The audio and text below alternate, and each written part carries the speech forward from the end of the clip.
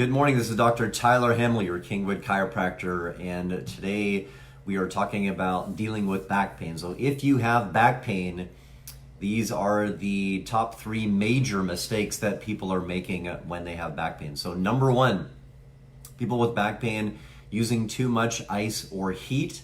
So you really have to be careful with this, especially with heat. Sometimes when people get say a pull in their back or a crick in the neck, or they did a lot of yard work over the weekend that are feeling a stiff back, then they'll go in the hot tub for maybe 45 minutes or an hour later on that day, and then they wake up the next day and they're in at least twice as much pain and discomfort. So number one, when you first have an injury of any kind, or a strain or a sprain, you can use ice, but just have it say 15 minutes on, half an hour off, 15 minutes on, half an hour off, and you can do that for the first 24 hours of having that injury. But after that, you don't want to use just ice after that. And be careful with ice. Again, 15 minutes on, half an hour off. You don't want to just keep it on there for an hour or longer, right? You need to have circulation in the area. That's very, very important. So heat, same kind of thing. Don't go in the hot tub for an hour. Don't sleep with a heating pad. That's probably the biggest mistake I see people making. And they come in and their back pain just isn't going away, and they say, "Oh, I've been sleeping with a heating pad." So it just causes lots of inflammation in that area, and with extra inflammation, the problem usually just will not go away. Neck pain or back pain will not go away. Okay, so that is number one. Be careful with the heat and the ice. After 24 hours, you can alternate heat and ice. Say heat 10 minutes, ice 10 minutes. Again, you need to get circulation in there. Stagnant blood flow is no good for injuries or neck pain or back pain. So that is number one.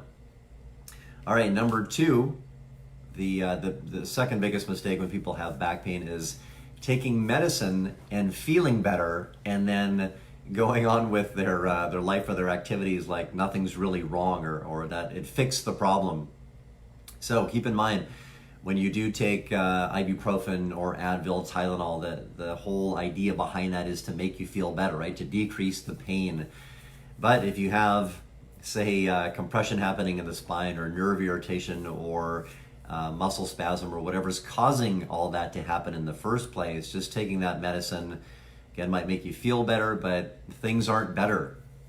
So be careful. If you're taking Advil or Tylenol and you have serious back pain and you take that, and then you're going to go work another 5 hours in the yard, or you're going to go and have a really heavy workout, or you're going to go swim, or you're going to go ride your bike, or different things like that, right? You have to be careful. It kind of lulls you into a false sense of security.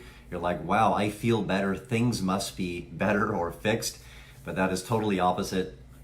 And sometimes we see what happens is, say people with back pain or neck pain, they take the medicine, feel better, and they just go on and do a bunch of stuff or physical stuff throughout the day.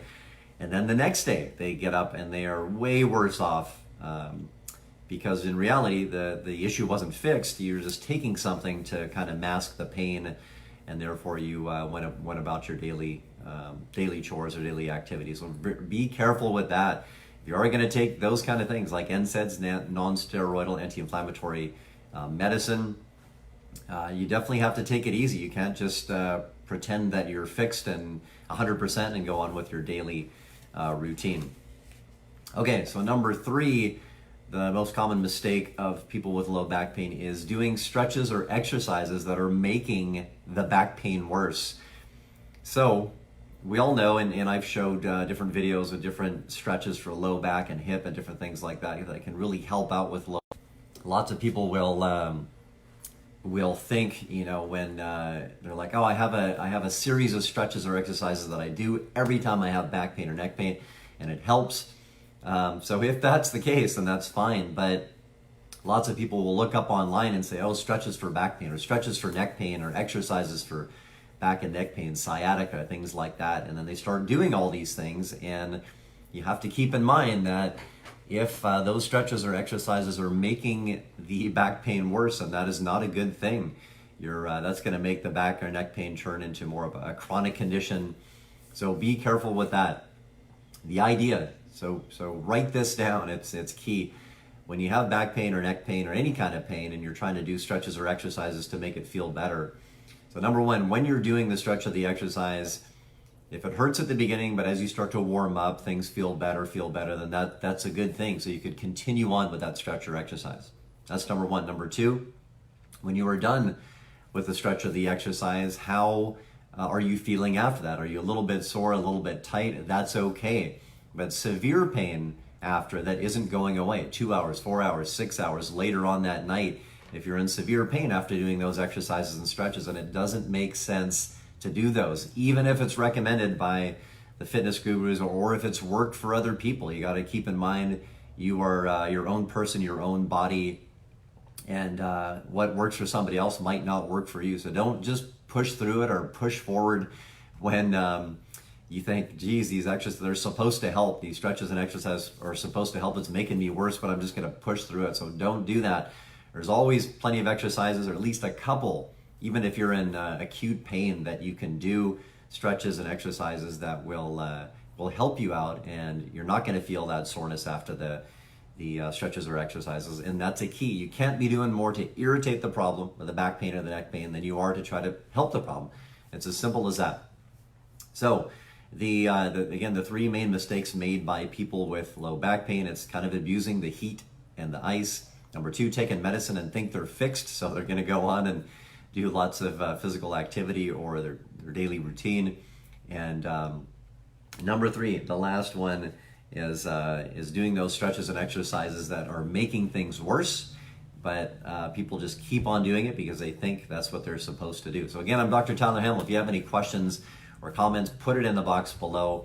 If you have any additional things to add, any mistakes maybe that you've made having back or neck pain, and you thought, geez, I'm never going to do that again, that really made things worse, put it in the comment box as well. I'm sure everybody would like to hear them. This is just kind of the top three that we see from our patients coming in.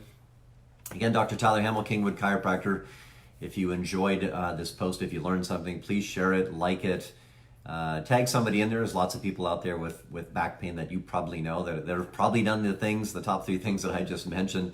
If they need help still, if they have chronic back pain or neck pain, ask them to give us a call. We'd love to see them, give them an examination, consultation, show them what we think is causing the problem. Lots of people just don't know about chiropractic and what we look at and how we try to fix things in a natural way. And we can definitely get them up to speed with that. Again, Dr. Tyler Hamel, your Kingwood Chiropractor. Thanks for watching this video.